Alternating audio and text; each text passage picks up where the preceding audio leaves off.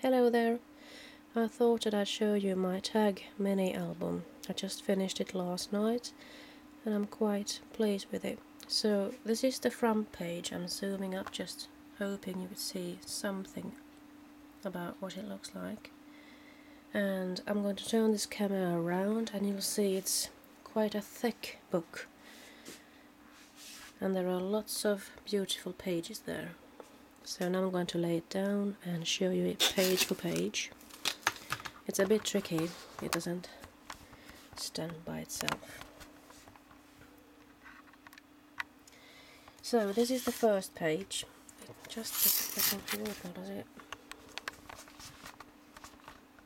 So this is a beautiful stamp called Friend that I used. It's this stamp. And what I did was I did the background with the Tim Holtz Distress Inks. I started using this, but it was quite tedious changing the foam pads. And when I started looking at how much these handles would cost, they were quite pricey here in Sweden, so I just decided to cut up some foam sponges and try to use them instead. So I worked with some blue and purple colours here, and then I just stamped the stamp right on with black ink, and then I put some glitter on the butterfly and also in the corners. And what I did then afterwards was to embellish the thing just by cutting or copying the Tim Holtz grunge board crown, and then I put on some ribbon there, and I had some silver gems or things that I didn't know what to do with, and I put a teddy bear there just to show the friendship thing. So the next page is sort of like this.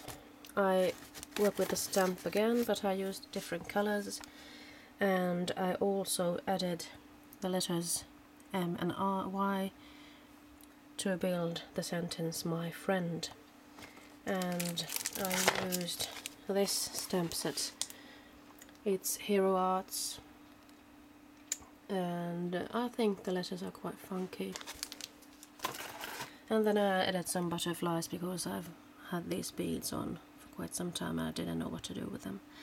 I used the same technique. I just glittered the butterfly and also the edges, and then I just used some kind of string to make a ribbon.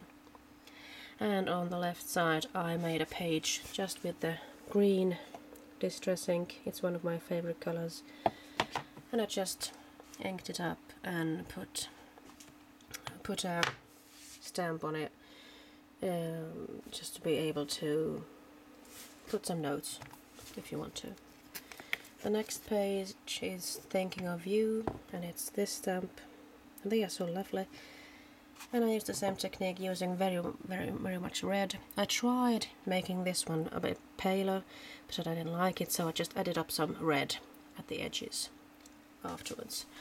And then again I inked the flower and the corners or the frame of it, and put some green pearls to add up and sort of catch the green element going on there. Here's another stamp I used just to be able to work with the months or so. I've been dreaming of making a calendar. Let's see if I can do it someday. And here's another stamp, Thinking of You. Thank you it says. And it's the same thing.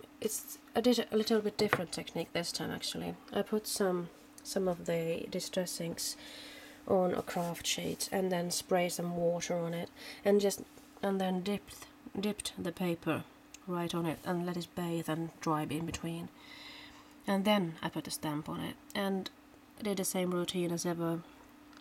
Glitter on the key here and in the edges or the frame.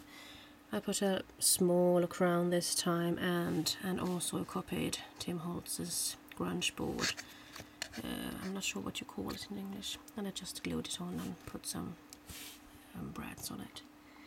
And on the other side it's the same technique with the green page, and I used a different stamp this time.